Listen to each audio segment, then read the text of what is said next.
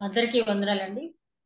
ఆ దేవాదేవుడు తన కృపలో మనల్ని ఆయన రెక్కల చాటున భద్రపరిచి ఈ తరుణం మనకు అనుగ్రహించి మళ్ళీ చిన్న మందగా కూడి మనమంతా కూడా ఆయన స్తుతించే భాగ్యం దయచేసిన దేవాదేవునికి వందనాలు చెల్లించుకుంటూ ఈరోజు మూల వాక్యం రోమిలు రాసిన పత్రిక 1వ అధ్యాయం 17వ వచనం.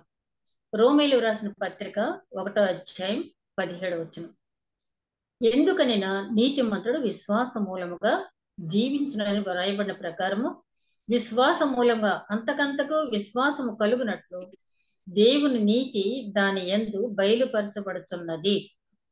ఎందుకనగా నీతిమంతుడు విశ్వాస మూలంగా జీవించునని వ్రాయబడిన ప్రకారము విశ్వాస మూలంగా అంతకంతకు విశ్వాసము కలుగునట్లు దేవుని నీతి దాని యందు బయలుపడుతున్నది. ప్రేమమడిన మా తండ్రి, ఇంతవరకు క్షేమంగా కాపాడిన తండ్రి వందనాలు. ఇదిగోనైనా ఈరోజు పెంతుకోస్తు దినమన్న తండ్రి నాయన సంఘం ఆవిర్భవించిన రోజు నాయన జ్ఞాపకం చేసుకుంటూ నాయన మేము కూడా ఆత్మపూర్ణులై ఆత్మాభిషేకం పొందినట్లు అనేక మందికి సువార్త ప్రకటించడానికి నాయన నీ పరిశుద్ధాత్మ శక్తిని పొందుకుని భూదిగంతముల వరకు నాయన నీవేదైతే మాకు ఆజ్ఞ ఇచ్చావో ఆ విధంగా నాయన మాకిచ్చిన తలాంతును బట్టి ఆయన మెసేజ్ చెప్పగలిగిన, పాట పాడగలిగిన, ఆయన వాక్యం చదవగలిగిన, ఏ తలాంతును బట్టి అయినా సరే నాయన దయగల మా కృప నీవు ఇచ్చిన ఆజ్ఞను నెరవేర్చే కృప మాకు అనుగ్రహించమని, కార్యారంభం నుంచి కార్యాంతం వరకు నీవే ఏ రకమైన ఇబ్బంది లేకుండా నాయన కాపాడమని, కార్యాంతమని నిన్ను బహుగా స్తుతించుకునే భాగ్యం దయచేయమని మా ప్రభువును నీ ప్రియ కుమారుడైన యేసుక్రీస్తు ద్వారా వేడుకొంచున్నాం తండ్రి. ఆమేన్. మరొకసారి అందరికీ వందనాలండి.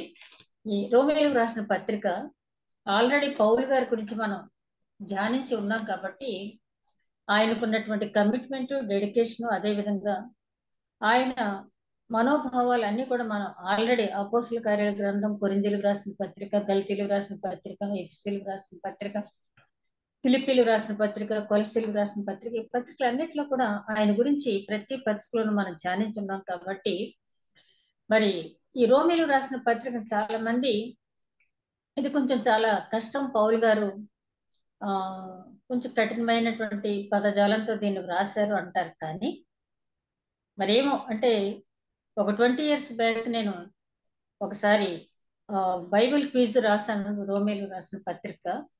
ఆ క్విజ్ నిమిత్తం ప్రతి వర్డ్ చదవటం వల్ల ఏమో కానీ ఇప్పటికీ కూడా రోమీయులకు రాసిన పత్రిక అనేది నాకు చాలా కంఠస్థం, అంటే ఆ వచనాలన్నీ కూడా మెమరీలోనే ఉండటం. అదే కాకుండా పరిశుద్ధాత్మ నడిపింపు ఉంటే గాని మనం ఏ పత్రిక అయినా, రోమీయులకు రాసిన పత్రిక అయినా మరొకటైనా మనం ధ్యానించలేం. కాబట్టి ఆత్మ నడిపింపుని దేవుణ్ణి అడుగుదాం. ధ్యానిస్తున్న నాకు, వింటున్న ప్రతి ఒక్కరికి ఆయన నడిపింపు దయచేసి ఈ పత్రికల అంశాలన్నీ మనం జ్ఞాపకం చేసుకునే, ధ్యానం చేసినప్పుడు అర్థం చేసుకునే శక్తిని ఆయన అనుగ్రహించమని అడుగుతాం. మరి క్రిస్టియన్ కాన్స్టిట్యూషన్ అంటారు దీన్ని. అంటే భారతదేశంలో మనకు రాజ్యాంగం ఎలాగైతే భౌతిక పరంగా ఇవ్వబడిందో క్రిస్టియన్స్ కి ఇది ఒక రాజ్యాంగం లాంటిది, కాన్స్టిట్యూషన్, క్రిస్టియన్స్ కాన్స్టిట్యూషన్ అని చెప్పి అంటారు. కాబట్టి జాగ్రత్తగా ఆయన మనకి నడిపింపు అనుగ్రహించినంత వరకు ఒక్కొక్క వచనం మనం ధ్యానిద్దాం. మరి రోమీయుల చరిత్ర కానీ, రోమాపట్టణ చరిత్ర కానీ పెద్దగా నేను దీనికి తీసుకోవట్లేదు, ఎందుకంటే మనకు కావాల్సింది రోమీయులకు ఏ విషయాలు పౌలు గారు రాశారు, ఆ వ్రాసిన అంశాల నుంచి ఇప్పుడు మనం ఈ 2024వ సంవత్సరం ఉన్న మనం ఆ అంశాల్లో మనం ఎంతవరకు మనం తీసుకుని వాటిని ప్రాక్టీస్ చేయటం వల్ల మనం ఆత్మీయ అభివృద్ధి పొందుతాం అనేది మన ప్రాముఖ్యమైన అంశంగా తీసుకుందాం. ఒక టూకీగా 2 నిమిషాలు ఆ రోమా సంఘం గురించి చూసినట్టయితే, ఈ రోమాపట్నం టైబర్ అనే నది ఒడ్డున ఉన్నది. క్రీస్తు పూర్వం 753లో రోమిలస్ అనే ఒక తెగ నాయకుడు, ఒక కుల నాయకుడు దీన్ని ఒక గుట్ట మీద, అంటే ఒక కొండ మీద నిర్మించడం జరిగింది. కానీ కాలక్రమంలో అది విస్తరించి ఆ తర్వాత మరొక 6 కొండల మీద విస్తరించడం వల్ల ప్రస్తుతం ఈ పట్టణం 7 కొండల మీద బాగా విస్తరించి ఉంది. ఆ చుట్టుపక్కల ప్రాంతాలన్నిటికీ కూడా ఇది ఒక కోటగా ఉందని చెప్తారు. అదేవిధంగా జీసస్ క్రైస్ట్ ఈ భూమి మీద మానవ శరీర ఆకారంలో ఉన్నప్పుడు ఆ టైంలో ఆ పట్టణ జనాభా 12 లక్షలు. ఆ పట్టణ జనాభా అప్పటికే 12 లక్షల జనాభాలో ఉంది. ఒకప్పుడు ఇది రోమా దేశానికి క్యాపిటల్ గా ఉంది, కానీ తర్వాత అది ఇటలీ దేశానికి క్యాపిటల్ గా మార్చబడింది. క్రీస్తు పూర్వం 296 డెమోక్లేషన్ చక్రవర్తి సమయంలో ఇది బాగా ప్రసిద్ధి చెందింది. పౌల్ గారు ఇక్కడ ఆయన జీవితంలో చర్మాంకంలో చివరి రోజుల 2 సంవత్సరాలు ఇక్కడ ఉండటం జరిగింది. నీరు చక్రవర్తి మరి ఇక్కడ ఉన్న క్రైస్తవులందరినీ బాధ పెట్టడం జరిగింది. చాలాసార్లు మనం చెప్పుకున్నాం. ఎప్పుడైనా సమయం ఉంటే అసలు నీరో చక్రవర్తి ఎందుకు అలా మారాడు, ఎందుకు క్రైస్తవులను హింసించాడు అనేది తర్వాత మనం ధ్యానించుకుందాం. అదే విధంగా దాన్ని నీరో చక్రవర్తి పాడు చేసినప్పటికీ కూడా, ధ్వంసం చేసినప్పటికీ మళ్ళీ అక్కడ ఉన్నటువంటి ప్రజలు దాన్ని తిరిగి ఎంత వైభవంగా కట్టుకున్నారంటే, ఒక ప్రదర్శనశాల ఉండేది. అందులో ఒకేసారి 84,000 మంది వీక్షించడానికి సరిపడినటువంటి గ్యాలరీ అక్కడ ఉండేది. అంత మాత్రమే కాదు, వారికి ఎవరి మీద క్రైస్తవుల మీద కోపం వస్తే వాళ్ళకి జంతు చర్మాలను చుట్టేసి దాని మీద ఆయిల్ పోసి అంటించి ప్రదర్శనశాలలో పెట్టి వారు హాహాకారాలు చేస్తూ ఉంటే ఆనందించేవారట ఆ పట్టణ చరిత్ర చదువుతున్నప్పుడు. తర్వాత క్రీస్తు శకం 63లో పాంపే అనే సైన్యాధిపతి యెరూషలేమును పట్టుకుని అరిస్టోబులస్ అతని కుమారుని అనేక మంది యూదులు తీసుకొచ్చి రోమా పట్టణంలో ఉంచడం జరిగింది. ఆ తర్వాత వారి అభివృద్ధి అంటే, ఎక్కడున్నా సరే యూదులకు ఉన్నటువంటి గొప్ప గిఫ్ట్ ఏంటంటే వాళ్ళు చాలా స్కిల్డ్ పర్సన్. ఐగుప్తు వెళ్ళినప్పుడు మరి రామశేష లాంటి మహానగరాలను వారు నిర్మించారు.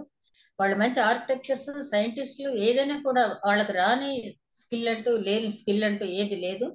వీళ్ళు వ్యాపారంలోనూ అన్ని రంగాల్లోనూ అభివృద్ధి చెందేటప్పటికీ అక్కడ ఉన్నటువంటి చక్రవర్తి వీళ్ళ మీద చాలా అసూయ చెంది వాళ్ళందరినీ కూడా పట్టణం వదిలిపెట్టి వెళ్ళిపోమన్నారు. అదే మనం అపోస్తల కార్యాలు గ్రంథం 18వ అధ్యాయంలో చూస్తాం. అకుల ప్రిస్కిల అట్లాంటి టైంలోని వాళ్ళు అక్కడి నుంచి ఆ రోమా పట్టణాన్ని వదిలేసి వచ్చి వాళ్ళు కొరింథీ పట్టణంలో చేరినట్టుగా మనం చూస్తాం.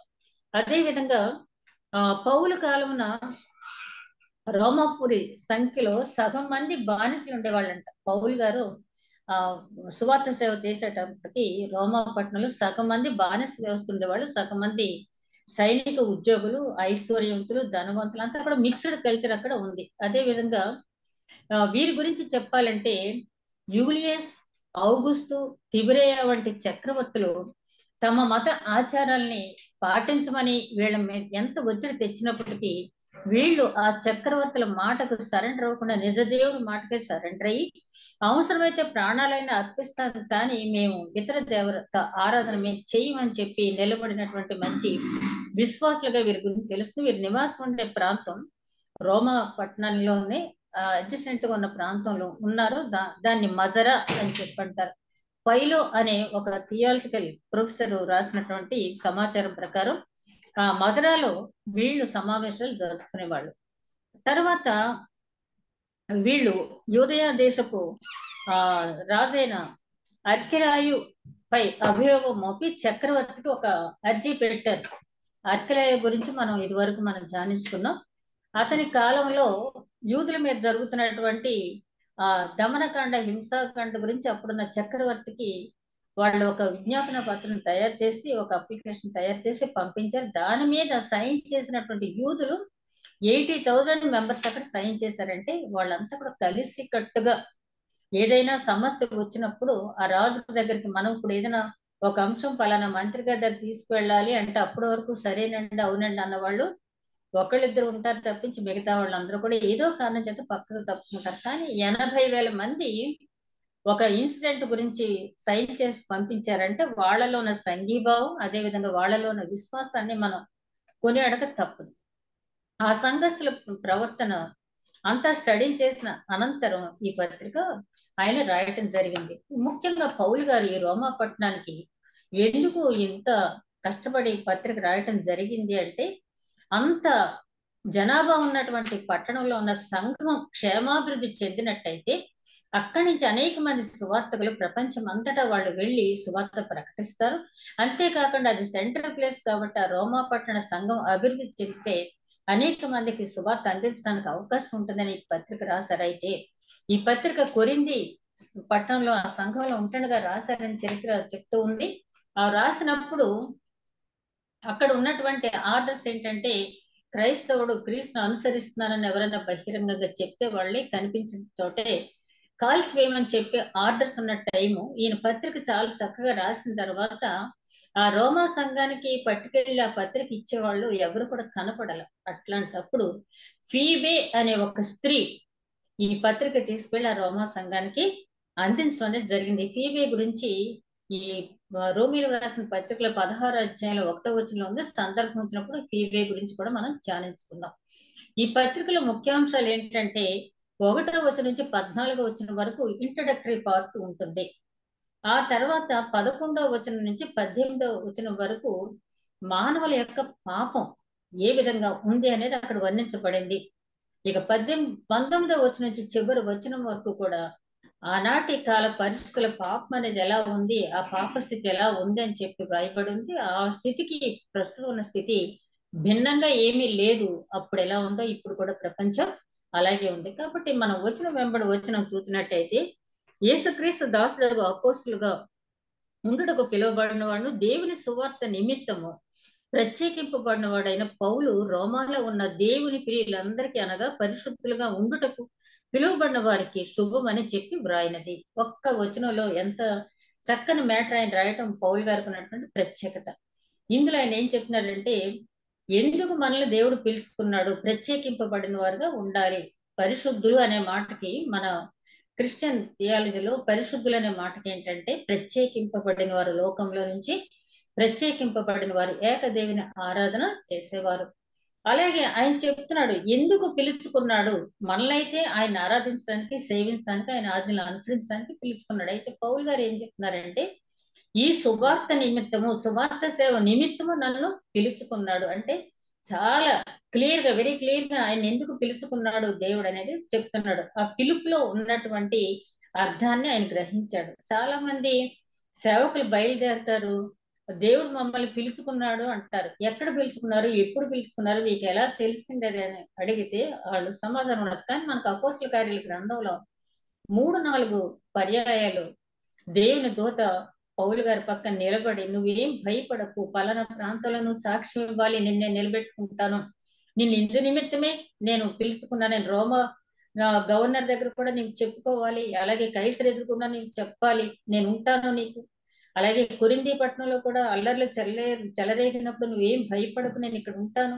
నీతో నేను ఉంటాను, నువ్వు సువార్త ప్రకటించు అని చెప్పి ఆయన పిలిచిన పిలుపుని వ్యక్తం పోకుండా ఆయన పౌలు గారికి వెన్నంటి ఉండి చెప్పిన సంఘటనలు మనం చూసినట్టయితే ముందు మన దేవుడు ఎందుకు పిలిచాడు మనల్ని మనం అర్థం చేసుకున్నట్టయితే ఆ పిలుపుకు తగినట్లుగా మనం ప్రవర్తించడానికి అవకాశం ఉంటుంది. అందుకనే పేతురు గారు అంటారు మిమ్మల్ని పిలిచిన పిలుపు చాలా విలువైంది, అలా మిమ్మల్ని పిలవటానికి ఆయన వెండి చేత బంగారం చేత మిమ్మల్ని విమోచించలేదు కానీ ఆయన పవిత్రమైన, పరిశుద్ధమైన, నిర్దోషమైన, నిష్కల్మషమైన రక్తం ద్వారా మిమ్మల్ని విమోచించాడు. ఆ మాట గుర్తుంచుకుని మిమ్మల్ని పిలిచిన పిలుపు చాలా శ్రేష్టమైన పిలుపు, ఆ పిలుపుకు తగినట్లుగా మీరు ప్రవర్తించండి.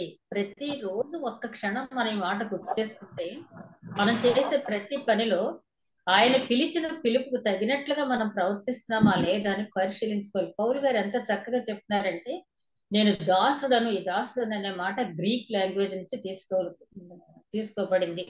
దాసుడు అంటే యజమాని ఏం చెప్తాడని చెప్పి దాసుని కన్నులు యజమాని తట్టు చూస్తాయంటాడు కదా, అలాగా ఎప్పుడు కూడా దేవుడు నాకు ఏది ఆజ్ఞిస్తాడా శిరసావహించి చేస్తానని ఎప్పుడు కూడా ఎలర్ట్ గా ఉండేవాడిని. దాసుడు అంటే నాదంటూ ఏది లేదు, నీదే ప్రభువా అని చెప్పి దానికి అర్థం. ఆయనే చెప్పుకుంటాడు నేను దాసుడను, నాలో ఏమీ లేదు. ఆయన ఏది చెప్తే గలతీలు రాసిన పత్రికలో కూడా ఆయన అదే అంటాడు కదా, నాలో నేను, ఇప్పుడు నేనున్నది నేను కాదు, నాలో జీవిస్తున్నది క్రీస్తే, నా పాత జీవితాన్ని నేను సిలువ వేసేసానని చెప్పి చెప్పడం జరిగింది.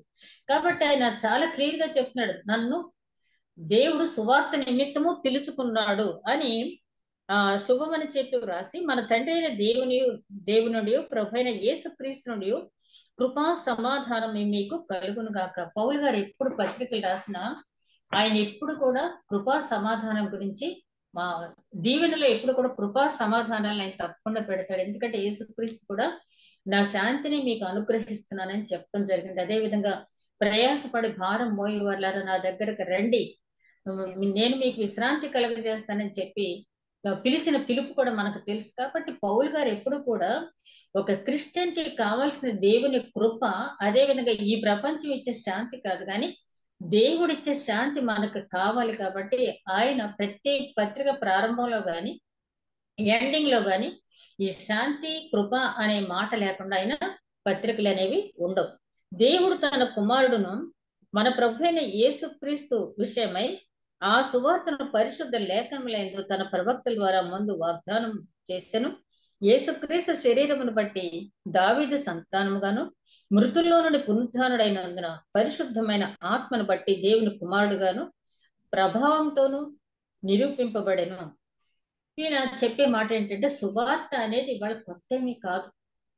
కొత్త నిబంధనలోనే సువార్త అనే పదం వింటున్నాము. ఆఫ్ కోర్స్ ఓల్డ్ టెస్ట్మెంట్ లో సువార్త అనే మాట ఉపయోగింపబడకపోవచ్చు. సువార్త అనేది కొత్త కాదు. ఆయన ఏం చెప్తున్నారంటే పౌలు గారు ప్రవక్తల ద్వారా మాట్లాడాడు. ఆది యందు వాక్యం ఉండను, వాక్యము దేవుని ఉండేనని చెప్పి మనకు తెలుసు కదా. ఆ వాక్యమే దేవుడై ఉండను, ఆ వాక్యమే శరీరధారిగా కృపా సత్య సంపూర్ణుడుగా మన మధ్యకు వచ్చినని చెప్పి యోహాను గారు చెప్పినట్టుగా వాక్యం అంటే క్రీస్తు. ఈ వాక్యాన్ని ఎప్పుడు కూడా మరుగుపరచలేదు. ఆది కాండం దగ్గర నుంచి కూడా ఆయన ఆ ప్రవక్తల ద్వారా ప్రవచింపు చేస్తూనే ఉన్నాడు. అలాగే తన స్వరం వినిపిస్తూనే ఉన్నాడు ఆయా సందర్భాల్లో. కానీ ఏమీ మాకు తెలియదు, ఈ కొత్త నిబంధన వచ్చిన తర్వాత సువార్త వచ్చింది అని చెప్పేవాళ్ళు కూడా చాలా మంది ఇప్పటికీ కొన్ని సంఘాల వాళ్ళైతే అసలు ఓల్డ్ టెస్ట్మెంట్ టచ్ చేయకుండానే ప్రసంగాలన్నీ కూడా చెప్తారు. కానీ ఏది కూడా ఓల్డ్ టెస్ట్మెంట్ లో లేని న్యూ టెస్ట్మెంట్ లో లేదు. మనం చాలా సార్లు చెప్పుకున్నాం కదా, ఓల్డ్ టెస్ట్మెంట్ లోని ప్రశ్నలకు జవాబు న్యూ టెస్ట్మెంట్. అదే విధంగా ఓల్డ్ టెస్ట్మెంట్ ఒక మొగ్గ అయితే న్యూ టెస్ట్మెంట్ వికసించిన పుష్పం, అంతే తప్పించి రెండు వేరు వేరు అనేది కాదు. ఆయన అంటున్నాడు ఈ సువార్త అనేది ఎప్పుడు ఇదేదో కొత్తగా వచ్చింది కాదు. అందుకనే లూకా సువార్తలో 24వ అధ్యాయంలో ఆ ఎంఐ గ్రామస్తులు యెరూషలేం నుంచి మళ్ళీ తిరిగి వాళ్ళ గ్రామానికి వెళ్ళిపోయేటప్పుడు వాళ్ళతో కాన్వర్సేషన్ జరిపిన తర్వాత యేసుక్రీస్తు అంటాడు కదా, ఆయన మందమతులారా, మీరు కనీసం ధర్మశాస్త్రాన్ని, మీరు మోసే ధర్మశాస్త్రాన్ని నమ్ముతారు కదా, ధర్మశాస్త్రాన్ని పూర్తిగా అర్థం చేసుకున్నారా? అర్థం చేసుకున్నట్టయితే ద్వితీయోపదేశకాండం 18వ అధ్యాయం 18వ వచనంలో మీరు నా ఆజ్ఞానుసారంగా ఉన్నట్టయితే నా వంటి ప్రవక్తను మీ మధ్యకు పంపిస్తానని ఎప్పుడో చెప్పాడు కదా ఆయన. అంత మాత్రమే కాదు, ప్రవక్తల ద్వారా యెషయా మొదలుకొని మలాకి వరకు అన్ని ప్రవచనాలు ఆయన గురించి చెప్పండి కదా. మీరు వాటిని చదవరు, అర్థం చేసుకోరు. మీ కన్నులు ఈ యుగ సంబంధమైన దేవత మీ మనోనేత్రం గురుటితనం కలిగజేస్తున్నట్టు కొరింథీయులకు రాసిన పత్రికలో. అదేవిధంగా 24వ అధ్యాయం చివరి వచనాల్లో కూడా శిష్యుల్ని ఆయన ఆరోహణమయ్యే సందర్భంలో ఆ కొండ మీద తీసుకెళ్ళాయని అంటాడు, మీరు ధర్మశాస్త్రమైన వాటి నిర్వచనాలైనా మీరు తెలుసుకోకపోవటం వల్లే మీకు కొన్ని సంగతులు మరుగు చేయబడినాయి, వాటిని అర్థం చేసుకోవడానికి ప్రయత్నించండి అని ఆయన వారి మనోనేత్రం తెరిచినట్టుగా మనం అక్కడ చూస్తాం. మారు మనసు నిమిత్తము, క్షమాపణ నిమిత్తము మీరు ప్రకటించండి అని చెప్పి శిష్యులకి చెప్పడం జరిగింది. కాబట్టి ఆ ధర్మశాస్త్రాన్ని పూర్తిగా చదివినట్టయితే అసలు ఈ సువార్త గురించి కన్ఫ్యూజన్ అనేది ఉండదు. ఆ ధర్మశాస్త్రాన్ని పూర్తిగా అర్థం చేసుకోకుండా యూదులు ఎంతసేపు కూడా మేము ధర్మశాస్త్రాన్ని అనుసరిస్తాము అని చెప్పుకుంటూ ఉంటారు. ధర్మశాస్త్రాన్ని కూడా వారు పూర్తిగా అనుసరించేది కూడా వాళ్ళు లేదు. వాళ్ళ పేరుకు మాత్రం పైకి అలా చెప్పుకుంటూ ఉంటారు. అదే విధంగా మరి తర్వాత వచనాలు మనం గమనించినట్లయితే యేసుక్రీస్తు శరీర సంబంధంగా దావీదు కుమారుడు, తర్వాత మృతుల్లో నుండి పునరుత్థానుడు అయినందున పరిశుద్ధమైన ఆత్మను బట్టి దేవుని కుమారుడుగా ఉన్నాడు. ఆయన భూమి మీద ఉన్నంత కాలము, ఆయన సమాధి చేయబడే వరకు కూడా శరీర సంబంధంగా ఆయన దావీదు కుమారుడే. అంటే దావీదుకి ప్రామిస్ చేశాడు కదా దేవుడు, నీ సంతానం నుంచే రాజు వస్తాడు అని చెప్పి, నిత్యము నిలిచి పరిపాలించే రాజు నీ సంతానం నుంచి వస్తాడు అని చెప్పి, ఆ ప్రకారమే దావీదు కుమారుడుగా ఆయన శరీరంగా ఉన్నాడు. ఆ తర్వాత మృతుడైన తర్వాత పునరుత్థానం చెందిన తర్వాత దేవుని ఆత్మను బట్టి అతను ఆయన దైవ కుమారుడుగా. ఎందుకు ఇంత క్లియర్ గా చెప్పారు ఆయన అంటే, చాలా మంది ఇప్పటికీ కూడా ఆయన మానవుడైనప్పటికీ ఆయన దేవుని కుమారుడిగానే ఉన్నాడు కాబట్టి ఆ సిలువలో మరణం, సిలువలో బాధలు ఆయన ఏమి కూడా బాధ పెట్టలేదు అంటారు. కొంతమంది అయితే నిజంగా దైవత్వం ఉంటే దిగి రావచ్చు అంటే తెలియని వాళ్ళు చాలా మంది. మొన్న ఈ మధ్య ఒక ఆయన ఈ మధ్య ఎవరు పడితే వాళ్ళు ప్రవచనాలు చెప్పేస్తున్నారు. ఆయన మొన్నటి వరకు ఏదో రకరకాల మ్యూజికల్ నైట్స్, రకరకాల లోక సంబంధమైన పాటలు పాడి సంపాదించుకునే వ్యక్తి ఒక ఆయన ఈ మధ్య ప్రవచనాలు చెప్పేస్తున్నాడు. ఆయన అంటున్నాడు ఖురాన్ అంట ఎప్పుడో ఆ ప్రవక్త ద్వారా ఒక మనిషి చేత రాయబడిన ఖురాను, అలాగే బైబిల్ కూడా యేసుక్రీస్తు చనిపోయిన తర్వాత చాలా రోజులకి శిష్యుల చేత రాయబడినటువంటి బైబిల్.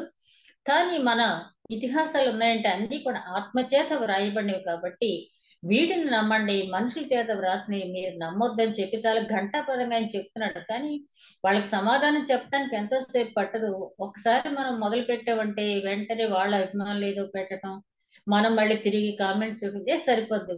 ఆ మాట చెప్పిన ఆయన ఒక్కసారి బైబిల్ పూర్తిగా చదివితే ఎన్ని సందర్భాల్లోనో ఏ వచనం కూడా ఇందులో ఉన్నది మనిషి చేత కాదు, కానీ పరిశుద్ధాత్మ నడిపింపు చేతనే ఈ బైబిల్లో ఉన్న ప్రతి వచనం రాయబడింది కాబట్టి ఇది పరిశుద్ధ గ్రంథం అయిందని చెప్పి, పరిశుద్ధ గ్రంథంలో దాని వివరణ ఉంది. అసలు పరిశుద్ధ గ్రంథంలో ఏముందో చదవకుండానే ఇట్లాంటి వ్యాఖ్యలు చేసే వాళ్ళందరూ కూడా చాలా మంది బయలుదేరారు. అయితే వాళ్ళని ఖండించవచ్చు, కానీ వాళ్ళకి ఏంటంటే వేరే పని లేదు కనుక ఇట్లాంటి మాటలు మాట్లాడుతూ ఉంటారు. చాలా మంది వాళ్ళు ఏదన్నా అనుకున్నారు, కానీ మనం రక్షింపబడిన మనం దాని మీద సంపూర్ణమైన జ్ఞానం అనేది కలిగి ఉండటం అనేది చాలా అవసరం.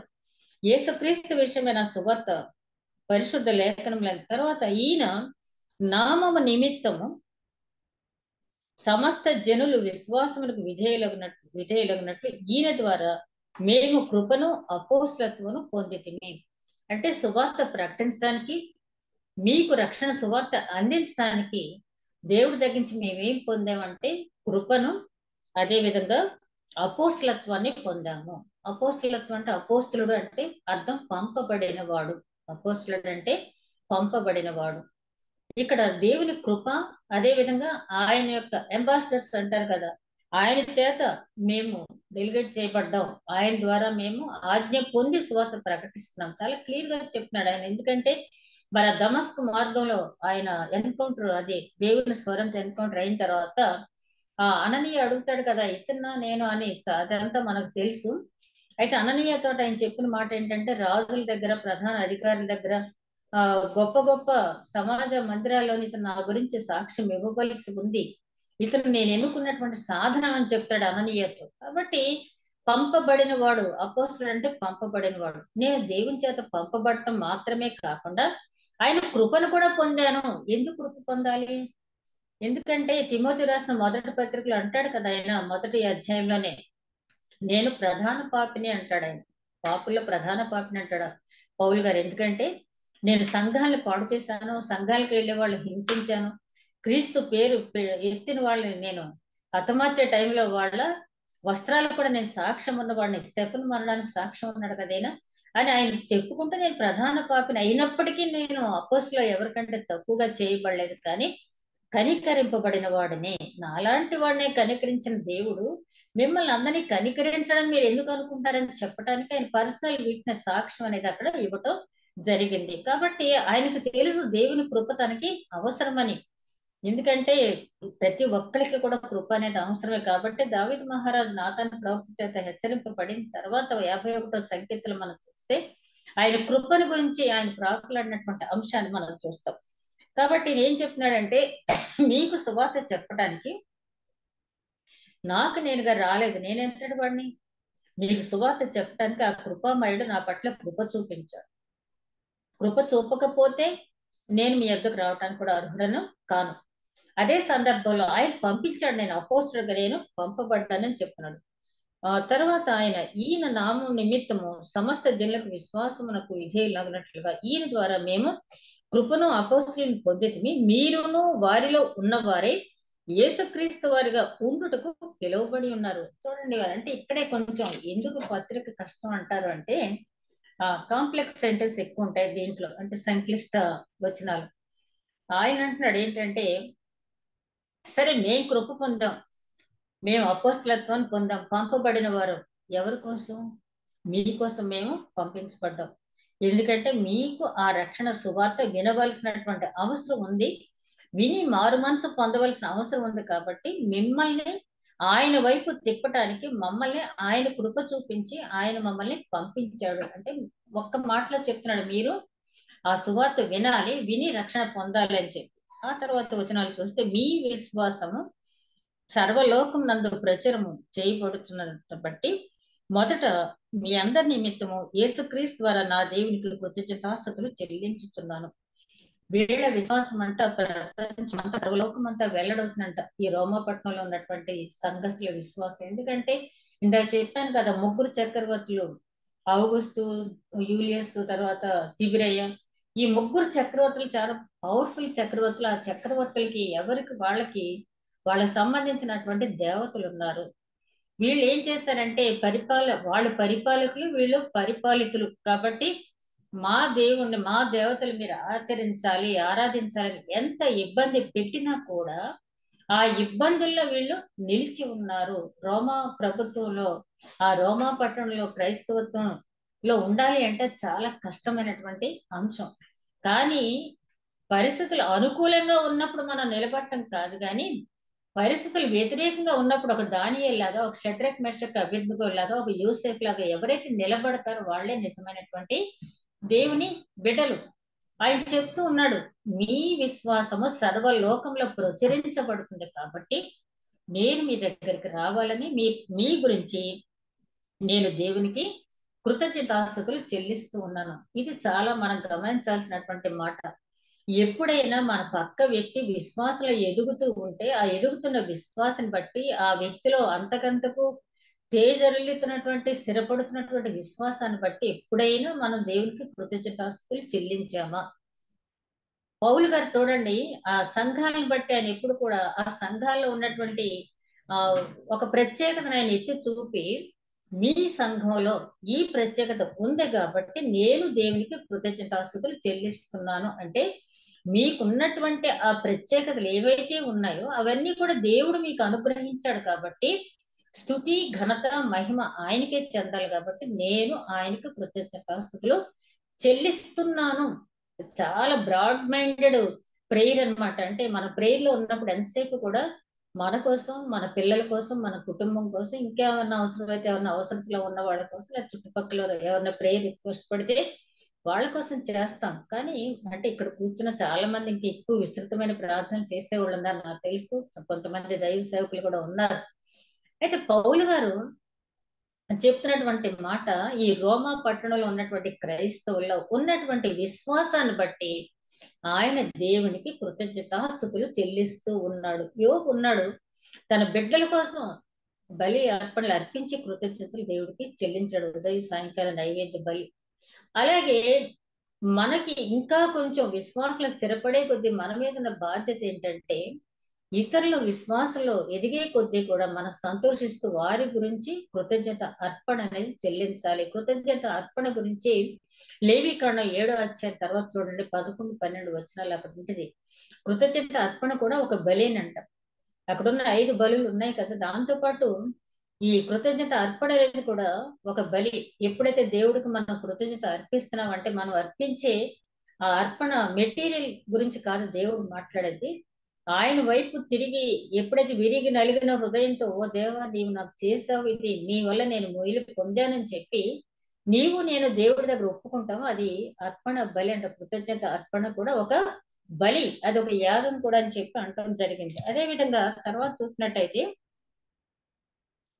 ఇప్పుడు ఎలాగైనాను ఆటంకం లేకుండా మీ యొద్దకు వచ్చుటకు దేవుని చిత్తం వల్ల నాకు వీలు కలుగునేమో అని నా ప్రార్థన ఎల్లప్పుడూ ఆయనను బతిమాలుకొంచు మిమ్మల్ని గూర్చి ఎడతెగక జ్ఞాపకం చేసుకొనుచున్నాను. ఆయనకి ఎప్పుడు కూడా చాలా బిగినింగ్ డేస్ నుంచి కూడా రోమా సంఘాన్ని దర్శించాలని ఆయన చాలా మనసులో కోరిక ఉండేది ఆయన. ఇప్పుడు ఆయన అనుకుంటున్నాడు, నేను ఎలాగైనా సరే రోమా సంఘానికి వెళ్ళడానికి ఇప్పుడు అవకాశం చిక్కుద్ది, నేను అక్కడికి వెళ్ళాలి కాబట్టి నేను వచ్చేటప్పుడు మరింత సంతోషంగా మిమ్మల్ని చూసేటట్టుగా మీరు ప్రిపేర్ అయి ఉండండి అని చెప్తున్నాడు ఆయన. కానీ దురదృష్టం ఏంటంటే పాపం ఆ ఆ రోమా సంఘానికి ఆయనకి వెళ్ళటానికి అవకాశం రాలేదు. ఒకసారి అయితే అక్కడ ఉన్నటువంటి స్కాలర్స్, జెరూసలేంలో ఉన్నటువంటి పరిస్థితుల కోసం ఆ కంట్రిబ్యూషన్ ఆయన దాన ధర్మాలు తీసుకుని వాళ్ళకి ఇవ్వటానికి వెళ్ళేటప్పుడు అక్కడ ఆగుదాం అనుకుని అప్పుడు కూడా వీలు పడలేదు. ఎట్లాగైనా వెళ్ళాలి, దేవుడు నా కోరిక నెరవేరుస్తాడు అనుకున్నాడు. కానీ వెళ్ళాడు. కానీ ఎలాగ వెళ్ళాడంటే ఒక బందీగా వెళ్ళాడు. ఒక బందీగా, ఒక అపోస్తలుడిగా, ఒక విశ్వాసగా కాదు, కానీ ఒక బందీగా రోమా నగరాన్ని ఆయన సందర్శించాడు. ఆ 2 సంవత్సరాలు రోమాపట్నంలో ఆయన ఉన్నాడు. ఈ పత్రిక రాసేటప్పటికి ఆయనకి ఇంకా రోమాపట్నం వెళ్ళాలనే ఆశ మనసులో ఉంది, కానీ వెళ్ళలేకపోయాడు. ఇందుకు ఆయన కుమారుని సువార్త విషయమై నేను నా ఆత్మయందు సేవించుతున్న దేవుడే నాకు సాక్షి. మిమ్మల్ని చూడాలని, మీతో మాట్లాడాలని, మీ విశ్వాసం గురించి నేను సంతోషించాలి, ప్రత్యక్షంగా ఫేస్ టు ఫేస్ మిమ్మల్ని చూసి సంభాషించాలని నేను ఎంతో కోరుకుంటున్నాను. నేను ఎంత కోరుకుంటున్నానో నాకు ఎవరు సాక్ష్యం అంటే, ఈ సువార్త నిమిత్తము నేను ఆత్మలో ఎవరినైతే సేవిస్తున్నానో ఆ దేవుడే నాకు సాక్షి. ఇది కూడా చాలా గొప్ప వచనం. సువార్త కోసం ఏం చేస్తున్నాడంటే ఆయన ఆత్మలో దేవుడిని సేవిస్తున్నాడంట. ఆత్మలో దేవుడిని సేవిస్తున్నాడు. ఎప్పుడైనా సరే ఈ మాట నాకు చదివిన దగ్గర నుంచి కూడా ఎంతసేపు మన వాక్యం ధ్యానించే ముందు ఆత్మలో దేవుడిని సేవిస్తున్నాము. ఆత్మలో మనం పూర్తిగా దేవుని సేవించాలి అంటే ఇవాళ పెంతెకోస్తు ఆ రోజు సందర్భంగా యెహెజ్కేలు గ్రంథంలో 36వ అధ్యాయంలో అక్కడ 25వ వచనం నుంచి ఉన్నారు. మనకి ఆత్మలో మన దేవుణ్ణి సేవించాలి అంటే మనకు ఆటంకంగా ఉన్న వాటిని అన్నిటిని తొలగించుకుని కఠినమైన విషయాలని తొలగించుకున్నప్పుడు ఆయన మన మీద శుద్ధ జలం చల్లి మన హృదయంలో మార్పు తీసుకువచ్చి ఆయన మనలో నివాసం చేస్తాడంటే ఆత్మ మనలో ఆయన ఉంచుతాడు, పరిశుద్ధాత్మని. అది అట్లాంటి ఆత్మ కోసం ఎప్పుడు కూడా పౌలు గారు ప్రతిరోజు ప్రార్థనలు అయినా ఎడతెగక ఆత్మలో ఆయన దేవుడిని సేవిస్తున్నాడంటే ఏమని, అయ్యా నువ్వు నాకు పని అప్పచెప్పావు, నన్ను ఒక అపోస్తలుగా నువ్వు పిలుచుకున్నావు, నీ కృప నా పట్ల ఉంచావు, అయితే మర్మమయ్యున్న నీ వాక్యాన్ని బోధించడానికి కావాల్సిన జ్ఞానం నాకు ఇవ్వు. అంత మాత్రమే కాదు, వినేవాళ్ళు కూడా ఆ సువార్తని చక్కగా వాళ్ళు పాజిటివ్ గా తీసుకుని మారు మనసు పొందేటట్టుగా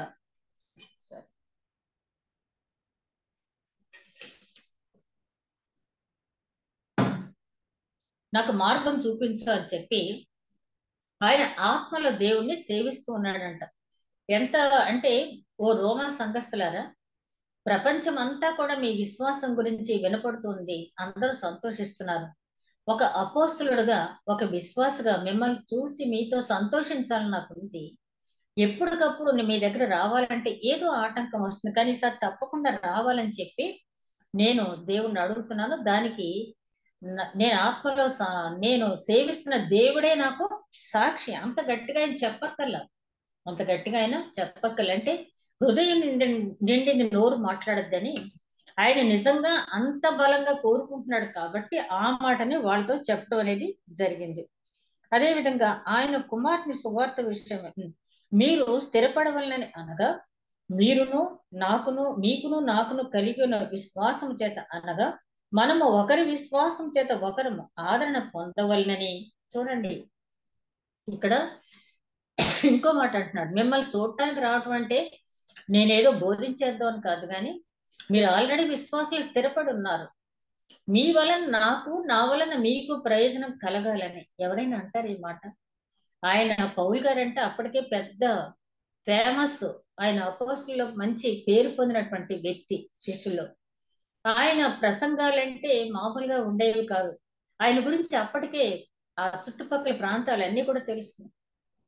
అట్లాంటి పౌలు గారి రోమీయులతో ఏమంటున్నాడంటే, నేనేదో మీకు బోధించేయాలని, బోధకుడిగా వచ్చేయాలని కాదు, కానీ నా వలన మీరు, మీ వలన నేను ఆదరణ పొందాలని. ఎప్పుడు ఆదరణ వస్తుంది మనకి? ఆదరణ ఎప్పుడు అవసరం అవుతుంది మనకి?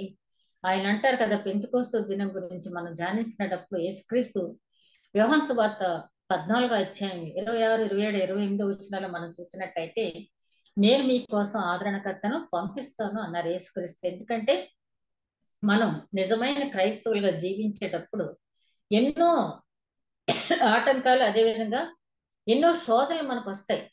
ఆ శోధనలన్నీ తట్టుకోవటానికి ఒకరికొకరు ప్రోత్సహించుకోవాలి. సంతోషంలో ఒకరినొకరు ప్రోత్సహించుకోవటం కాదు, కానీ శోధన ఎదుర్కొనేటప్పుడు ఒకరినొకరు ప్రోత్సహించుకుని ఆదరించాలి. అందుకనే పౌలు గారు సేమ్ సువార్త ప్రకటన విషయంలో ఏ ఇబ్బందులు అయితే పడుతున్నాడో అదే ఇబ్బందులు ఆ రోమాపట్నంలో సంఘస్థులు కూడా వాళ్ళు స్థిర విశ్వాసులై క్రైస్తవ మార్గంలో కొనసాగటానికి వాళ్ళు అనేక రకాలైనటువంటి ఇబ్బందులు, అనేకంటే హింసలు పొందుతున్నారు వాళ్ళు. అట్లాంటి హింసల్లో ఉన్న వారిని ఆయన చూసినప్పుడు ఆయన అంటున్నాడు, మీ వల్ల నేను ఆదరణ పొందాలి, ఒక ప్రోత్సాహం, నా వల్ల మీకు ప్రోత్సాహం, మీ వల్ల నాకు ప్రోత్సాహం నేను పొందాలనుకుంటున్నాను అంటాడు. అంత మాత్రమే కాకుండా క్రింది వచనాలు చూస్తే ఆయన అంటాడు, ఆత్మ సంబంధమైన కృపావరం ఏదైనా మీకు ఇచ్చటకు మిమ్మును చూడవల్లని మిగులు అపేక్షించుతున్నాను. కృపావరాలు అనేకములని మనకు తెలుసు కదా. రోమిలికి రాసిన పత్రికలోను, కొరింథీయులకు రాసిన పత్రికలోను కూడా మరి పౌలు గారు చెప్పడం జరిగింది, కృపావరములు అనేకములని. ఒక్కొక్కరికి ఒక్కొక్క కృపావరం, అందరికీ ఒకటే ఉండవు. మరి ఈ పౌలు గారి లాంటి మహావ్యక్తిని ఏమన్నారు కొరింథీయులకు రాసిన 2వ పత్రికలో, పౌలు గారి ప్రసంగం అనేది చాలా బాగుంటది, అంటే పేపర్ మీద చదవటానికి, కానీ ఆయన నిలబడి ప్రసంగిస్తే మాత్రం మనం చూచి దాన్ని అంగీకరించాలంటే ఆయన దేహదారుఢ్యం అంతగా ఉండదు అని చెప్పి వాళ్ళు విమర్శించారు. అంటే ఒక్కొక్కరికి ఒక్కొక్క, మరి నేను ఇదివరకు చెప్పాను కదా, శ్రీశ్రీ పాటలు అంటే చాలా ఫేమస్ కదా. ఆయన పాటలు అంటే ఉత్తేజం, ఉరుకులెత్తే ఉత్తేజం ఉంటుంది. కానీ అదే శ్రీశ్రీ గారి స్టేజ్ మీద ఆ కవిత్వాన్ని ఆయన చదివితే అంతా ఇదిగా ఉండదట. ఒక పేపర్లో నేను చదివాను. అలాగా పౌలు గారి గురించి కూడా కొరింథీయులకు రాసిన పత్రికలు వాళ్ళు అన్న మాట ఏంటంటే, పౌలు గారి మెసేజ్లు అయితే మనం చదవగలం, కానీ ఆయన నిలబడి ప్రసంగిస్తే అది కొరగానిదిగానే ఉంటుందంటే అతని దేహదార్ఢ్యం గురించి వాళ్ళు విమర్శించారు. ఎందుకు చెప్తున్నాను ఈ మాట అంటే, ఒక్కొక్కరికి ఒక్కో కృపావరం, బాగా మంచి వాక్చాతుర్యంతో ప్రసంగించే వాళ్ళు ఉంటారు, ప్రసంగాలు రాసే వాళ్ళు ఉంటారు, ఆ ప్రసంగాల్ని అర్థాన్ని ఆత్మ నడిపింపుతో ఆ ప్రసంగంలో మూలవాక్యాలను వివరించి చెప్పగలిగే వాళ్ళు ఉంటారు, ప్రవచించే వాళ్ళు ఉంటారు, పాటలు పాడే వాళ్ళు ఉంటారు. చివరికి మనం ఏదైనా ఒక మీటింగ్ జరుగుతూ ఉంటే ఆ ఏర్పాట్లు చేసి అక్కడ ఉన్నటువంటి ఆ కార్పెట్స్ అవి వేయటం కూడా, అది కూడా ఒక కృపావరమే. ఒక మీటింగ్ కి అన్ని ఏర్పాట్లు చేయటం కూడా ఒక కృపావరమే. కాబట్టి పౌలు గారు రోమీలతో ఏమంటారంటే, ఏదైనా ఒక కృపావరం మీకు ఇవ్వాలని నేను చూస్తున్నాను అంటే, వాళ్ళకి అవసరమైన కృపావరం దేవుని సన్నిధిలో అడిగి ఇవ్వాలని అనుకుంటున్నాడు. మనం ఎవరింటికన్నా వెళ్ళినప్పుడు వాళ్ళకి ఇష్టమైనది ఏదో మనం పట్టుకెళ్తాం కదా. కానీ ఇక్కడ పౌలు గారు ఏమంటారంటే, ఒక కృపావరం ఇవ్వాలని నేను అనుకుంటున్నాను. మనం కూడా ఇది నోటీస్ చేసుకోవాల్సినటువంటి పాయింటే. ఎవరైనా మన చుట్టుపక్కల ఉన్నటువంటి క్రైస్తవులు, కొత్తగా క్రైస్తవత్వంలోకి వచ్చిన వాళ్ళు ఎవరైనా ఉంటే, వాళ్ళకి ఏది అవసరమో, విశ్వాసంలో ఎదగటానికి ఏదైతే అవసరమో అది మనం దేవుణ్ణి అడిగి పొంది వాళ్ళకి ఇవ్వటం వల్ల వాళ్ళు ఇంకా విశ్వాసంలో స్థిరపడటమే కాకుండా అనేక మంది విశ్వాసులుగా వాళ్ళు దేవుని వైపు తిప్పడానికి అవకాశం అనేది ఉంటుంది. సహోదరులారా, నేను ఇతరులైన అన్యజనులు ఫలం పొందినట్లు మీలో కూడా ఫలమేదైనా పొందవలని అనేక పర్యాయములు మీ వద్దకు రాను ఉద్దేశించను, కానీ ఇది వరకు ఆటంకపరచబడితే ఇది మీకు తెలియకుండా నాకు ఇష్టం లేదు. గ్రీసు దేశస్తులకు కాని వారికి, ఆ జ్ఞానులకు, మూఢులకు నేను రుణస్థుడును. అంటే అందరికీ ప్రపంచంలో సువార్త ఎవరికైతే అవసరం ఉందో వాళ్ళందరికీ రుణస్తున్నాయి. ఒక గ్రీసు దేశస్తుడో, లేకపోతే ఒక రోమేయుడికో, లేకపోతే ఒక యూదుడికో, ఒక స్త్రీకో, ఒక పురుషుడికో, లేకపోతే మరొకటి కాదు, కానీ సువార్త ఆవశ్యకత ఉన్న వారందరికీ కూడా నేను రుణస్తున్నే. ఒకసారి ఒక పాస్టర్ గారు చెప్తున్నారు, ఆ ఊళ్ళో ఆ వీధిలో ఒక ఆయన చచ్చిపోతే ఒక పెద్ద ఆయన మోకరించి ప్రార్థన చేస్తున్నాడు ప్రభు సన్నిధిలో. ఆయన కన్నీరు కార్చి ప్రార్థన చేస్తున్నాడు, ప్రభు నేను ఆయనకి చనిపోయే లోపల సువార్త ప్రకటించలేకపోయినా నన్ను క్షమించు, ఎందుకంటే నా చుట్టుపక్కల ఉన్న వాళ్ళ సువార్త ప్రకటించవలసిన బాధ్యత నా మీద ఉంది. ఇక్కడ మాత్రం నేను ఆయనకి ఎందుకో నేను చెప్పలేకపోయినా నన్ను క్షమించు అని ప్రార్థిస్తున్నాడు. అంటే ఆయనకి చెప్పాల్సిన అవసరం ఏంటి అని మనం అనుకోవచ్చు, కానీ మనకు ఉన్నటువంటి బాధ్యత. కాబట్టి పౌలు గారు ఏమంటారంటే, అందరికీ నేను సువార్త చెప్పాల్సిన అవసరం నాకు ఉంది, సువార్తను గూర్చి నేను సిగ్గుపడవాడును కాను అంటాడు. ఏలైనగా నమ్ము ప్రతివానికి, మొదట యూదునికి గ్రీసు దేశస్తును కూడా రక్షణ కలుగు చేయటకు అది దేవుని శక్తి అయి ఉన్నది. మనందరికీ తెలుసు, సువార్త అనేది అది నశించున్న వారికి వెరితనం, కానీ రక్షింపబడుతున్న వారికి అది దేవుని శక్తి. ఇక్కడ పౌలు గారు చెప్పేది ఏంటంటే, సువార్త చెప్పడానికి నేను ఏమాత్రం సిగ్గుపడను. అంతే కదా. మరి ఒకటి తక్కువ 40 కొరడా దెబ్బలు తిన్నాడు ఆయన, ఎన్నోసార్లు మరణాపాయ స్థితికి వెళ్ళాడు, ఎన్నో రకాలైన అవమానాలు పొందాడు. ఇన్ని పొంది కూడా ఒక్కసారి ఆ దమస్క మార్గంలో ఆయన్ని దేవుని స్వరం సంధించక ముందు ఆయన జీవితం చూస్తే ఆ వ్యక్తి ఇన్ని అవమానాలు పొందటానికి మామూలైనటువంటి విషయం కాదు. ఆయన అదే చెప్తున్నాడు, సువార్త చెప్పడానికి నేను సిగ్గుపడను. ఎందుకంటే ఏ వ్యక్తినైనా పరలోకానికి తీసుకువెళ్ళేది ఆ సువార్తే కాబట్టి, ఒక వ్యక్తిని పరలోకానికి పంపించడానికి చేసే ప్రయత్నం అత్యధికమైన ఫలవంతమైనటువంటి ప్రయత్నం ఏంటంటే సువార్త చెప్పడం. కాబట్టి నేను ఎట్టి పరిస్థితుల్లోనూ ఎవరికి వీళ్ళ సువార్త చెప్తే నన్ను అవమానిస్తారేమో, లేకపోతే నన్ను ఏదైనా హీనంగా మాట్లాడతారేమో, లేకపోతే నా మీద హత్యా ప్రయత్నం చేస్తారేమో, ఏ మాత్రం కూడా నేను సిగ్గుపడను, బెదరను, అదను అని చెప్పి ఆయన గురించి నిజంగానే కదా. ఆయన మాటలతో చెప్పడం మాత్రమే కాకుండా అపోస్తుల కార్యాల గ్రంథం ఆల్రెడీ మనం ధ్యానించాం కాబట్టి ఎన్ని ఆటంకాలు వచ్చినా కూడా ఆయన తిమోతి రాసిన 2వ పత్రిక 4వ అధ్యాయం 7వ వచనం అంటాడు కదా, నా పరుగు కడముట్టించదు, నేను పానార్పణంగా పోయబడబోతున్నాను, నా విశ్వాసము కాపాడుకుంటే నా కోసం నీతి కిరీటం దాచబడి ఉన్నది. చివరి క్షణం వరకు కూడా ఆయన ఎన్ని అవమానాలు వచ్చినా కూడా ఏదైతే చెప్పాడో అంతకంటే ఎక్కువ ఆయన చేసి చూపించాడు. కాబట్టి ఆయనకి ఆ ఇన్సూరెన్స్ అనేది ఉంది, నీతి కిరీటం ఆయనకి ఇవ్వబడుతుంది అని చెప్పి ఇక్కడ ఆయన చెప్తున్నాడు, నేను సువార్త చెప్పడానికి మాత్రం కూడా సిగ్గుపడను, ఎందుకంటే నా దేవుడు నన్ను పిలుచుకున్నది అందుకే, కాబట్టి నేను అందులో సిగ్గుపడను అని చెప్తే, ఈవేళ మూలవాక్యాన్ని మనం గమనించినప్పుడు ఎందుకని నా నీతి మంత్రుడు విశ్వాస మూలంగా జీవించును అని వ్రాయబడిన ప్రకారం విశ్వాస మూలంగా అంతకంతకు విశ్వాసము కలిగినట్లు దేవుని నీతి దాని యందు బయలుపరచబడుతున్నది. ఈ మాట మనకి గలతీలు రాసిన పత్రికలో 3వ అధ్యాయం 11వ వచనంలో కూడా ఉంటది. ధర్మశాస్త్రం ఎవరిని నీతి మంత్రులుగా తీర్చలేదు, కానీ యేసుక్రీస్తు రక్తమందు విశ్వాసం ఉంచిన వారు మాత్రమే నీతి మంత్రులుగా తీర్చబడతారు. అదేవిధంగా హెబ్రీలు రాసిన పత్రిక 10వ అధ్యాయం 38వ వచనంలో కూడా నీతి మంత్రుడుగా తీర్చి విశ్వాసం వలన నేను వారిని స్థిరపరుస్తానంటాడు. అంటే విశ్వాసం అనేది మనకు తెలుసు, విశ్వాసాన్ని డెఫినేషన్ ఇందులోనే మన హెబ్రీలు రాసిన పత్రికలోనే 11వ అధ్యాయం 1వ వచనం చూస్తే, విశ్వాసం అన్నది నిరీక్షించు వాటి యొక్క నిజ స్వరూపమును అదృశ్యమైనవి ఉన్నవని రుజువుపరుచుతున్నది. దానిని బట్టి ఒకసారి మళ్ళీ చూస్తే, విశ్వాసం అన్నది నిరీక్షించు వాటి యొక్క నిజ స్వరూపమును అదృశ్యమైనవి ఉన్నవనటుకు రుజువై ఉన్నది. విశ్వాసం అనేది నిరీక్షించే వాటి యొక్క నిజ స్వరూపం, అదృశ్యమైన వాటి ఉన్నవని రుజువుపరిచేదంట విశ్వాసం. అంటే విశ్వాసంతో మనం చూస్తే తప్పకుండా, ఇప్పుడు ఎలీషా ఉన్నాడు, ఆయన అగ్ని రథాలను చూశాడు. అలాగే భక్తులు ఎంతమంది, యాకోబు ఉన్నాడు, పరలోకపు గవిని చూశాడు అక్కడ బేతేలు దగ్గర. ఎలా వచ్చింది వాళ్ళకంటే వాళ్ళకు ఉన్నటువంటి విశ్వాసం. ఆ తర్వాత వచనాల్లో కూడా అంటాడు కదా, దూరం నుంచి అబ్రహాం వీళ్ళందరూ కూడా ఆ వాగ్దాన భూమిని దూరం నుంచే చూసి నమస్కరించారు. ఆ వాగ్దాన భూమి ఉందని వాళ్ళు నమ్మారు కాబట్టి వాళ్ళ జీవన యాత్రలో ఎన్ని ఆటంకాలు వచ్చినా కూడా దేవుని వాళ్ళు విడిచిపెట్టలేదు. అదే విధంగా ఇక్కడ చెప్తున్న మాట, విశ్వాసం అంతకంతకు స్థిరపడి తేజరెళ్తుంది. అబ్రహాం జీవితాన్ని మనం గమనించినప్పుడు 12వ అధ్యాయంలో ఉన్నటువంటి అబ్రహాంకి, ఆదికాండలో 22వ అధ్యాయంకి వచ్చినప్పుడు అబ్రహాంకి మనం ఆ డెవలప్మెంట్ అని మనం చూస్తాం. ఊరు అనే ప్రాంతాన్ని నీ స్వజనులు విడిచిపెట్టరా అని చెప్పినప్పుడు ఆయన కొంచెం కొంచెం, అంటే అందరినీ వదిలిపెట్టమంటే అందరినీ వదిలిపెట్టలేకపోయాడు. లూతుని తీసుకున్నాడు, తెరహం తీసుకున్నాడు, మరి తప్పదు కాబట్టి భార్యను ఎలాగో తీసుకువెళ్ళాలి. ఆ తర్వాత ఒక్కొక్కరిని ఆయన విడిచిపెట్టాడు. ఆ తర్వాత మరి కాంత కనకాలు రెండిటికి లొంగని వారు ఎవరు ఉండారంటారు కదా, అలాగే అబ్రహాంను పరీక్షించాడు, డబ్బుతో పరీక్షించాడు.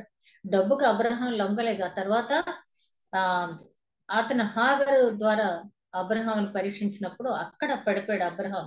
అందుకనే 17వ అధ్యాయంలో నా సన్నిధిలో నీవు నిందారహితుడై ఉండు అంటాడు. ఆ వయసులో 99 ఏళ్ల వయసులో అబ్రహాం దేవుని సన్నిధిలో సాగిలపడినప్పుడు ఆయన అంటాడు, నేను నీకు కేడంగా ఉంటాను, నీవు నా సన్నిధిలో నిందారహితుడుగా ఉండు అంటే నిందను మోసాడనమాట. అప్పటికి అంటే వాగ్దాన పుత్రుడు నీలోంచి రావాలి కాబట్టి ఇన్ని పరీక్షలు ఎదుర్కొన్నాము, నిందారహితుడుగా ఉండు అని చెప్పిన తర్వాత మనం చూసినట్టయితే ఆ తర్వాత అబ్రహాం ఎక్కడ కూడా ఏ విధమైనటువంటి తప్పు చేసినట్టుగా మనం చూడం. అంటే చిన్న 20వ అధ్యాయంలో తన భార్య చెల్లెలని చెప్పుకునే సందర్భం తప్పించి ఇంకెక్కడ కూడా మనం అబ్రహాంలో తోటని మనం చూడం. కాబట్టి 22వ అధ్యాయానికి వచ్చేటప్పటికి ఆ వాగ్దాన పుత్రుని దేవుడికి ఇచ్చివేయటానికి కూడా సిద్ధపడ్డాడు. ఆ అధ్యాయంలో మనం చూస్తే ఆ కొండ మీదకి వెళ్ళేటప్పుడు ఆ పనివారితో ఏమంటాడంటే, కొడుకుని బలి ఇవ్వటానికి వెళ్తున్నాడు. ఆ పనివారితో ఏం చెప్తాడు, మీరు ఇక్కడే ఉండండి, నేను నా కుమారుడు పైకి వెళ్ళి తిరిగి వచ్చేదము అని చెప్పాడు. నేను నా కుమారుడు తిరిగి వచ్చేదము అని చెప్పాడు. అంత విశ్వాసం. నా కుమారుని బలి ఇచ్చిన దేవుడు మళ్ళీ నాకు బ్రతికించి ఇస్తాడు అనే ఒక విశ్వాసం. అంటే ఆయన అంతగా నమ్మాడు. అందుకని 14వ అధ్యాయంలోనే 13 అధ్యాయంలో కూడా మనం చూసినట్టయితే ఆ కదలిమై రాజు నీకు తీసుకోమని ధనాన్ని ఇచ్చినప్పుడు ఆయన తిరస్కరించినప్పుడు అంటాడు, ఆకాశానికి భూమికి సృష్టికర్త నాకు అన్ని ఇచ్చాడు, ఆయన తప్పించి నాకు ఏది అక్కర్లేదు, అంత విశ్వాసం ఉన్నాడు. కాబట్టి అక్కడి నుంచి అంచెలంచెలుగా 22వ అధ్యాయానికి వచ్చేటప్పటికి ఆ విధంగా ఎదిగినట్టుగా మనం చూస్తాం. తర్వాత దుర్నీతి చేత సత్యమును అడ్డగించే మనుషుల యొక్క సమస్త భక్తిహీనత మీదను దుర్నీతి మీదను దేవుని కోపం పరలోకము నుండి బయలుపరచబడుతున్నది. ఎందుకనగా దేవుని గురించి తెలిసియు సత్యమైనదేదో అది నా వారి మధ్య విషదమై ఉన్నది. దేవుడు అది వారికి విషద పరిచయం. ఆయన అదృశ్య లక్షణములు అనగా ఆయన నిత్య శక్తియు దేవత్వమును జగదుత్పత్తి మొదలుకొని సృష్టింపబడిన వస్తువులను ఆలోచించడం వల్ల తేటపడుతున్నది కనుక వారు నిరుత్తరులై ఉన్నారు. మరియు వారు దేవుని ఎరిగియు ఆయన దేవునిగా మహిమపరచలేదు, కృతజ్ఞతాస్తుతులు చెల్లింపలేదు. కానీ తమ వాదములందు వ్యర్థులేరి వారి అవివేక హృదయముల అంధకారమయమైన తాము జ్ఞానులమని చెప్పుకొనుచు బుద్ధిహీనులైరు. వారి అక్షయుడు దేవుని మహిమ క్షయమగ మనుషుల యొక్క పక్షుల యొక్కయు చతుస్పాద జంతువుల యొక్కయు పురుగుల యొక్క ప్రతిమా స్వరూపములుగా మార్చింది. ఇక్కడ దుర్నీతి అంటే దైవ వ్యతిరేకమైనటువంటి నీతి. ఈ దుర్నీతి ఏం చేస్తంటే ఎప్పుడు కూడా సత్యాన్ని అడ్డగిస్తుంది. అందుకని మత్తయి సువార్త 23వ అధ్యాయంలో శాస్త్రుల పరిశీలన చూసి ఆయన అంటాడు, అయ్యో వేషధారులైన పరిశీలారు శాస్త్రులారా, మీరు పరలోకాన్ని ప్రవేశించరు, ఎవరిని ప్రవేశింపనివ్వరు అంటాడు. అదేవిధంగా లూకా సువార్తలో కూడా ఆయన కొన్ని సందర్భంలో, అయ్యో శాస్త్రులారా పరిశీలారా, మీరు పరలోకం యొక్క తాళపు చెవిని మీరు తీసుకెళ్ళిపోతారు, కానీ మీరు అందులో ప్రవేశించరు, ప్రవేశించే వాళ్ళని ఎవరిని కూడా ప్రవేశింపనివ్వరు. అంటే వీరు దైవ వ్యతిరేకమైన నీతి స్వనీతిని ఆధారం చేసుకుని బ్రతుకుతున్నారు కాబట్టి ఆ మాట అక్కడ అంటూ జరిగింది. అదేవిధంగా మనకి అపోస్తల కార్యాల గ్రంథంలో 8వ అధ్యాయంలో చూస్తే ఫిలిప్పు దగ్గర ఒక సీమోన్ అనే గారడి వాడు ద్రవ్యం పెట్టి సత్యమును కొనడానికి ప్రయత్నం చేస్తారు. అంటే దుర్నీతి పనులు ఏం చేస్తారంటే దేవుని వాక్యాన్ని కొనుక్కొని దాంతో వ్యాపారం చేయడం చూస్తారు. ఇట్లాంటి వాళ్ళని మనం ప్రస్తుతం అనేక మందిని మనం చూస్తూ ఉన్నాం. అదే విధంగా అపోస్తల కార్యాలు 13వ అధ్యాయంలో సెర్గీ పౌలుకు వాక్యం చెప్పేటప్పుడు అక్కడ ఎలుమ అనే ఒక గారడి వాడు ఏం చేస్తాడో ఆటంకం కలిగిస్తూ ఉంటాడు. ఎందుకంటే సత్యం కనుక సెర్గీ పౌలు తెలిస్తే తన వ్యాపారం పడిపోద్ది కాబట్టి అతను ఏం చేస్తాడంటే అనేక రకాలుగా ఆటంకపరచాలని చూస్తాడు. అప్పుడు కూడా దేవుడు అతని మొత్తటం, తర్వాత సెర్గీ పౌలు రక్షణ పొందడం అనేది జరిగింది. కాబట్టి ఇట్లాంటి సత్య వ్యతిరేకులు దుర్నీతిని అంటే స్వనీతిని దైవ వ్యతిరేకమైన పాత నిబంధన గ్రంథంలో కూడా అన్యాగ్ని దేవుని దగ్గర తీసుకొచ్చిన వాళ్ళని పరలోకం నుంచి అగ్ని దిగివచ్చి వారిని దహించి వేసిన సంఘటనలు మనం చూస్తాం. దాన్ని ఇక్కడ చెప్తున్నాడు. వీళ్ళు ఏంటంటే దేవుడు తెలుసు. కీర్తన గ్రంథం 19:1-4 వరకు చూస్తే ఆకాశము, భూమి, చంద్రుడు, నక్షత్రాలు బోధిస్తున్నాయి, వాటికి మాటలు లేకపోయినా బోధిస్తున్నాయి అని చెప్పి. అదే విధంగా యెషయా గ్రంథం 40వ అధ్యాయంలో చూస్తే భూమి ఆకాశంలో ఆయన సృష్టించాడు, దాని మీద ఆయన ఆసీనుడై ఉన్నాడని చెప్పి రాయబడి ఉంది. మనిషికి తెలియక కాదు, మనిషికి తెలియక కాదు. ఒక తండ్రి కఠినమైన ఆజ్ఞ బిడ్డకి ఇచ్చినప్పుడు ఏం చేస్తాడంటే ఆజ్ఞను పాటించలేనప్పుడు నా తండ్రి నన్ను శిక్షిస్తాడు అన్నప్పుడు తండ్రిని ఫేస్ టు ఫేస్ సమీపించలేనప్పుడు ఏం చేస్తాడంటే పక్కన ఎవరిన అంకుల్లో లేకపోతే పక్క వాళ్ళని తెచ్చుకుని బతులాడుకుని ఆ తండ్రి కోపం తన మీదకి రాకుండా ఉండడానికి వాళ్ళని ఆశ్రయిస్తాడు. అదే విధంగా మనిషి కూడా దేవుని యొక్క దైవ శక్తి, దేవత్వము, నిత్య శక్తి అన్ని తెలుసు వాళ్ళకి, కానీ అది ఆచరించలేక వాళ్ళు దేవునికి దూరం అయ్యారు. అంత మాత్రమే కాకుండా ఆయనకు చెందవలసిన మహిమను మనకు తెలుసు కదా, అనేక రకాలైనటువంటి విగ్రహాలు యెహెజ్కేలు గ్రంథంలో చూస్తే చాలా భయంకరమైన విషయాలు ఉంటాయి. అక్కడ ఇశ్రాయేల్ చేసుకోవాలి అనేకమైన విగ్రహాలు దేవాలయంలోనే వాళ్ళు పెట్టేసి దేవాలయ గోడల మీదే చిత్రీకరించినటువంటి వైనాన్ని మనం చూస్తాం. అట్లాంటి పనులు ఆ విగ్రహాలన్నీ, అలాగే లోపల ఉండే విగ్రహాలు అసూయ, కక్ష, ద్వేషం అన్ని కూడా మనలో కూడా ఉన్నాయి కదా. ఇట్లాంటి విగ్రహాలను వాళ్ళు ఆచరిస్తూ వాళ్ళు దుర్నీతికి ఆలవాలమైనటువంటి జీవితం జీవిస్తున్నారు. అందువలన దేవుడు తుచ్చమైన అభిలాష వారిని అప్పగించను. ఇక్కడ దేవుడు అంటే ఒక టైం వరకు చూస్తాడు పాపం నుంచి వాళ్ళని కదిలించడానికి, కానీ ఎంతసేపు ఆ పాపంలోనే కంటిన్యూ అవ్వాలనుకున్న వాళ్ళంటే దేవుడు ఇక వాళ్ళని అలా వదిలేస్తాడంట. వాళ్ళకి ఆ నిత్య నరకాగ్ని. అందుకనే పౌలు గారు కూడా తిమోతి రాసిన పత్రిక 1వ అధ్యాయం చివరి వచనాలు అంటాడు, హిమనైను అలెగ్జాండర్ అనే వాడి గురించి నేను ప్రార్థించిన సాతానికే అప్పగించాను, ప్రార్థించాను, వెక్స్ అయిపోయాడు కాబట్టి. అలాగే చివరి వచనాలు చూస్తే మీరు తర్వాత చదవండి. ఈ కాలంలో ఉన్నటువంటి భ్రష్ట మనసు, చెడ్డ కార్యాలు అన్ని కూడా ఇక్కడ మీకు అందరికీ తెలిసినవి, ఎక్స్ప్లెయిన్ చేయక్కర్లేదు. ఈ కాలంలో ఉన్నాయని చెప్పినారు. పురుష ధర్మం అనుసరించలేదు, స్త్రీ స్వాభావిక ధర్మం అనుసరించకుండా రకరకాలైనటువంటి మరి మ్యారేజెస్ మనం చూస్తున్నాం కదా. స్త్రీలు, పురుషులు చాలా భయంకరమైన, ఆయన అప్పుడు చెప్పారు, ఇప్పుడు కూడా జరుగుతుంది. కాబట్టి ఇవన్నీ కూడా ఉన్నాయి. కాకుండా అది మాత్రమే కాకుండా వీళ్ళు ఏం చేస్తున్నారు, వీళ్ళు అలా చేసే వాళ్ళతో నిర్భయంగా స్నేహం చేస్తున్నాడు. క్రైస్తవులు అయ్యుండి కూడా నిర్భయంగా చేస్తున్నారు. మనం కూడా ఒకవేళ ఇట్లాంటి వారితో మొహమాటానికి ఏమన్నా స్నేహం అనేది చేస్తున్నామే గమనించుకోవాలి. ఈ అధ్యాయం ప్రాముఖ్యమైనటువంటి అంశం ఏంటంటే, పౌలు సువార్త కోసం ప్రత్యేకింపబడిన వాడుగా పిలువబడినప్పుడు ప్రత్యేకంగా తన జీవితాన్ని సమర్పించినటువంటి విధానం, ఆ సువార్త గురించి నేను సిగ్గుపడను అని చెప్పిన విధానం. రెండవ అంశం ఏంటంటే, పాపం మీద ఎప్పుడు కూడా దేవుని ఉగ్రత అనేది ఉంటుంది. మూడోది ఏంటంటే, పాపం అనేది ఎవరికో పలానా వాళ్ళకు ఉందిలే, పక్కింట్లో ఉన్నందులే, లేకపోతే ఎదురింట్లో ఉందిలే, లేదా పక్క వాళ్ళకు ఉందిలే అనుకోవద్దు. కానీ పాపం అందరిలోనూ ఉంది. ఇదే అంశాన్ని ఇదే పత్రికలో 3వ అధ్యాయం 20వ వచనం వరకు ఈ రెండో టాపిక్ కంటిన్యూ అవుద్ది. పాపం అనేది ప్రపంచం అంతా వ్యాపించి ఉంది. కాబట్టి అందరికీ సువార్త కావాలి, అందరికీ రక్షణ కావాలి, అందరికీ మారు మనసు కావాలి, అందరికీ పశ్చాత్తాపం కావాలి. అందుకే పౌలు గారు చాలా స్పెసిఫిక్ గా ఈ పత్రిక రాయడానికి కారణం ఏంటంటే, ఆ రోమాపట్నంలో ఉన్నటువంటి యూతుల్లో సగానికి సగం మంది బానిసలుగా ఉన్నవారు స్వతంత్రులయ్యే తర్వాత, ఆ స్వతంత్రులైన తర్వాత వారు ఏ రకంగా జీవించాలి అనేది వాళ్ళకి నేర్పించడానికి, అదేవిధంగా రోమా ప్రభుత్వం నియమించినటువంటి సైనికోద్యోగులు అనేక మంది ఉన్నారు, వాళ్ళకి తెలియచేయడానికి, అదే విధంగా ఇంకా మనోనేత్రంలో మూయబడిన యూదులకు తెలియచేయడానికి ఈ పత్రిక రాయటం అనేది జరిగింది. ఈ పత్రికలో ప్రతి అంశం కూడా ఆత్మపూర్వకంగా మనం చదివి ధ్యానించినప్పుడు ఆ ఫలితాన్ని మనం పొందుతాం. అట్టి నడిపింపు దేవుడు మనకి అనుగ్రహించును కాక. దయగల మా ప్రభువా, ధ్యానించిన వాక్యం నూరంతులుగా ఫలింపు చేయమని మా ప్రభువును నీ ప్రియ కుమారుడని యేసుక్రీస్తు ద్వారా వేడుకొంచున్నాం తండ్రి. ఆమేన్.